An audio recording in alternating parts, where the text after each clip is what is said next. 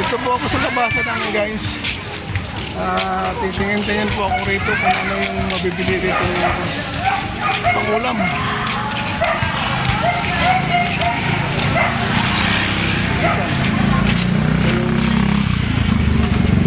Rolling pandesal. Ito naman dito tuyo oh.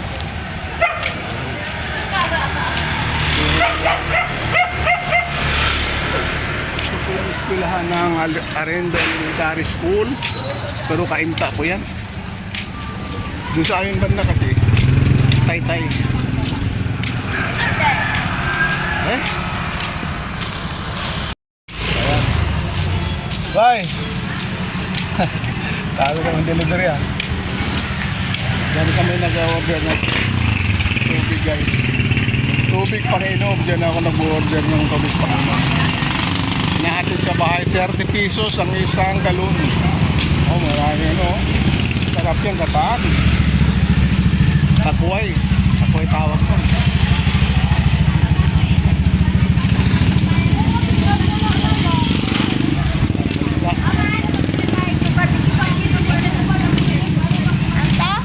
Eh, maraming naka-ano dito guys, mga rolling ng pandesal.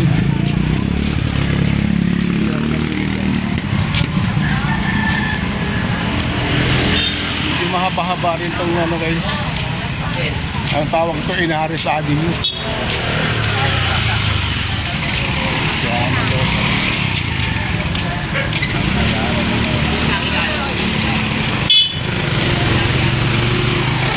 Okay, mabili ko. Medyo mahal ang isla ngayon guys dahil magsisimana Santa na.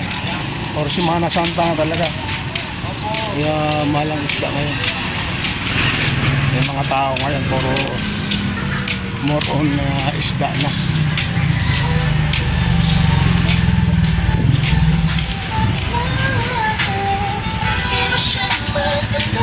Buko 51. Yan, 51 po yan. Pantay.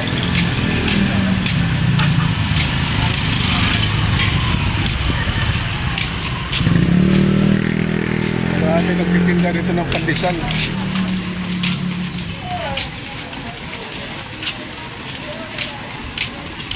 Ayan. Ito wala akong customer pa.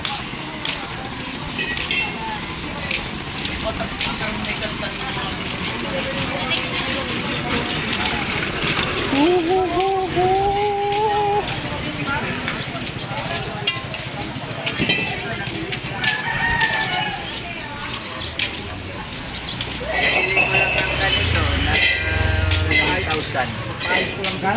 9,000. Galing sa bundok. Bibili uli ako ng suman dahil favorite na anak ko yung suman. Yung maliliit na suman. Ito pandesalan din to.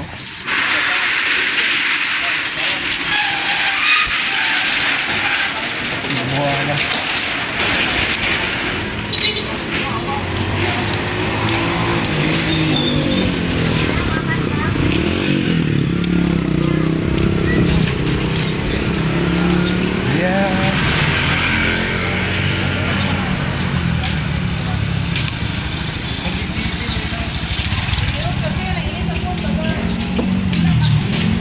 Sana may sumantang maliliit dito. Yan, meron pa. Pre, mabili suman, pre. Yung maliit. So guys, ito yung gusto ng anak ko. Ito. Ayan, suman maliit. 20 pesos. Thank you. Tapos bibili ako rito ng pandesal. Ang dami ng pandesal sa bahay, hindi nakain kasi hindi naman sila kumakain, ako lang kumakain. Pero bibili pa rin ako dito.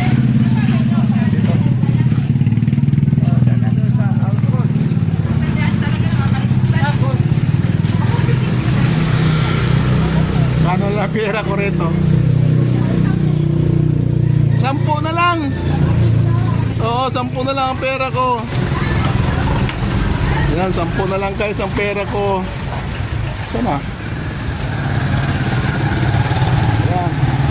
Kaya 10 piso na lang ang pandesal bibilihin ko.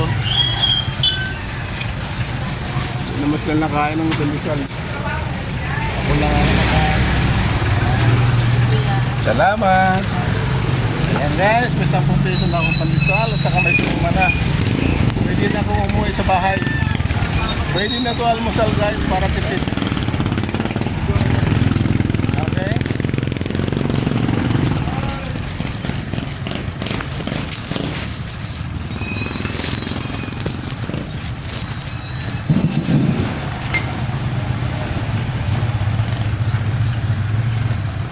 Kayo mamatay.